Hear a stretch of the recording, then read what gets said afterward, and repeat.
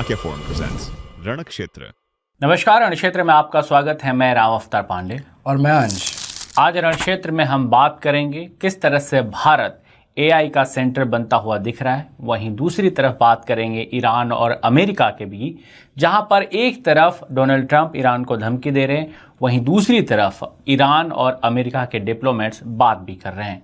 इसके अलावा हम बात करेंगे इमरान खान की कि किस तरह से उनकी स्थिति और बिगड़ती जा रही है और उनके समर्थक सड़कों पर हैं। शुरुआत करते हैं भारत की खबर से। 16 फरवरी से लेकर 20 फरवरी तक भारत एआई समिट्स ऑर्गेनाइज कर रहा है, जिसमें दुनिया भर के एआई से संबंधित इंजीनियर, साइंटिस्ट और कंपनियां अपने प्रोडक्ट शो करेंगी। तो अंश, भारत इस समय एआई जिस तरह से आगे बढ़ रहा है, दुनिया भर में लगभग हर चीज में एआई का इस्तेमाल हो रहा है। ऐसे समय में इंडिया एआई का इतना बड़ा समिट होस्ट कर रहा है, जिसमें से दुनिया भर से लोग पार्टिसिपेट कर रहे हैं। इसे आप कैसे देख रहे हैं? मेरा इसको देखने का नजरिया कुछ इस प्रकार का है कि एआई फ्यूचर नहीं है, एआई अभी हो रहा है प्रेजेंट में। और जिस तरीके से एआई आगे बढ़ रहा है, बहुत मदद करने वाला है। और बहुत जो बड़ी बड़ी कंपनी है, गूगल है, मेटा है, अमेजॉन है, ये सब भी भारत में आ रहे हैं इस समिट को लेकर।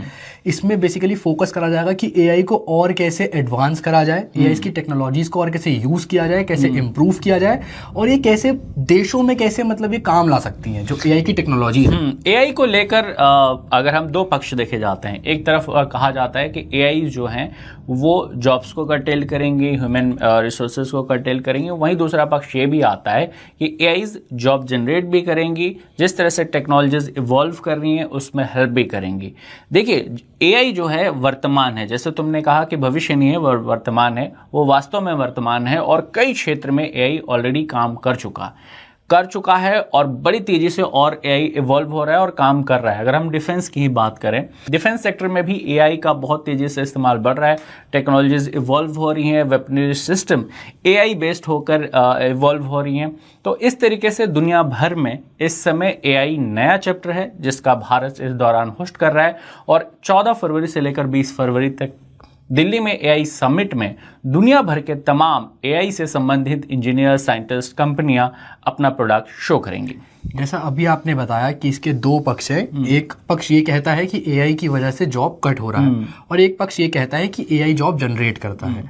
तो यहाँ पे मेरा ये मानना है कि जो व्यक्ति इस चीज को अपने आप को इसके साथ अपडेट करता रहेगा, तो उसके लिए इतना डिफिकल्ट नहीं होने वाला। समय के साथ साथ जैसे अब हमें भी जरूरत है कि हम भी एआई सीखें, उसको हम अपने उपयोग में लाएं, क्योंकि अभी भी एआई का यूज हो रहा है और आगे जाके और बढ़ने वाला है।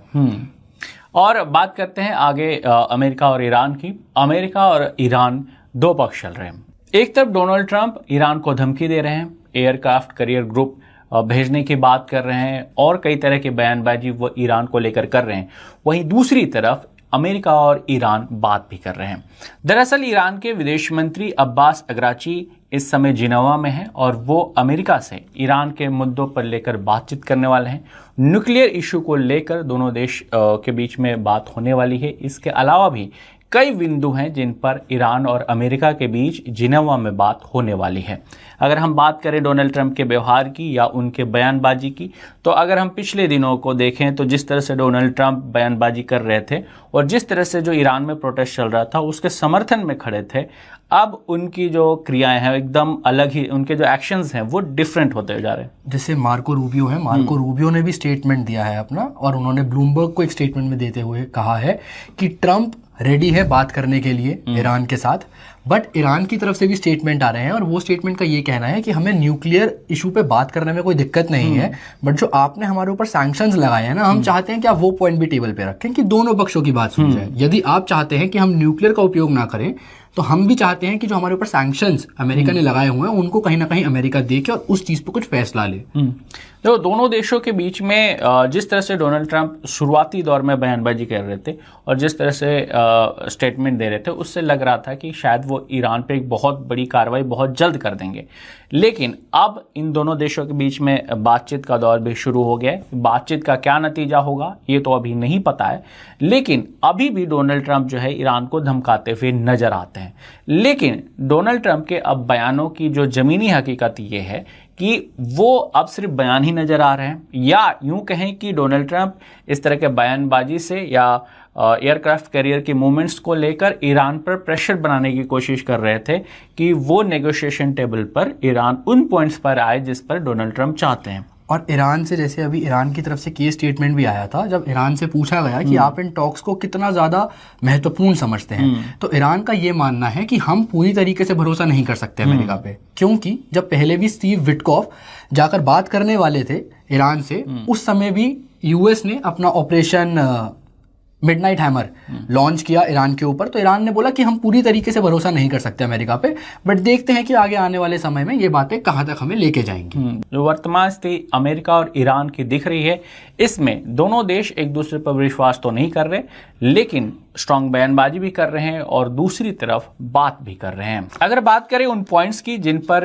ईरान और अमेरिका के बीच में बात होने की संभावना है या जिन मुद्दों पर वो बात करना चाहते हैं, तो इकोनॉमिक और न्यूक्लियर एग्रीमेंट को लेकर वो दोनों देश बात करने को तैयार हैं। ईरान के foreign minister of deputy director for economic diplomacy Hamid Ghanbari का कहना है कि उन इकोनॉमिक पॉइंट्स पर बात होगी जिन पर दोनों देशों को फायदा होगा, जिसमें माइनिंग, कॉर्पोरेशन, यहाँ तक कि सिविल एयरक्राफ्ट खरीदने की भी बात कही गई है। और यहाँ पे एक पॉइंट और बीच में था ऑयल एंड गैस को लेकर बात करने के लिए। जैसे कि हम सब जानते हैं कि जो ईरान है वो तेल और गैस का भंडार है, और तकरीबन 90% जो ईरान का ऑयल है वो सप्लाई करता है वो चाइना के लिए। तो कहीं ना कहीं अगर हम देखें, ट्रंप सिर्फ ईरान के पीछे इस वजह से नहीं है कि उसको ईरान में तख्ता पलट करना है या उसको न्यूक्लियर वेपन्स को बनाने की जो उनकी ताकत है उसको रोकना है।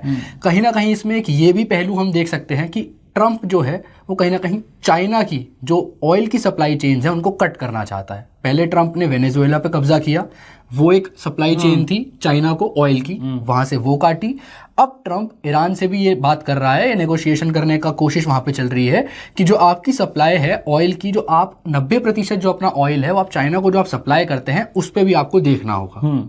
दरअसल ये एक पहलू सामने आ रहा है कि डोनाल्ड ट्रंप सिर्फ ईरान पर दबाव बनाकर सिर्फ ईरान के इश्यूज को, या यूं कहें कि सिर्फ ईरान को नहीं साधना चाहते, बल्कि वो चीन को भी साधने की कोशिश कर रहे हैं। दरअसल चीन की जो ऑयल सप्लाई है, ईरान का 90% ऑयल एक्सपोर्ट जो है वो चाइना को जाता है, और चाइना की एनर्जी रिक्वायरमेंट भी ईरान पूरी करता है। वेनेजुएला से भी चीन बड़ी मात्रा में तेल खरीदा करता था, हालांकि अब वेनेजुएला की स्थिति दूसरी हो गई है। ईरान पर जिस तरह से डोनाल्ड ट्रंप अग्रसर हैं और जिस तरह से उनके बयानबाजी आ रहे हैं, ये एक पक्ष भी सामने आ रहा है कि डोनाल्ड ट्रंप ईरान के माध्यम से सिर्फ ईरान को नहीं बल्कि चीन को भी साधने की कोशिश कर रहे हैं।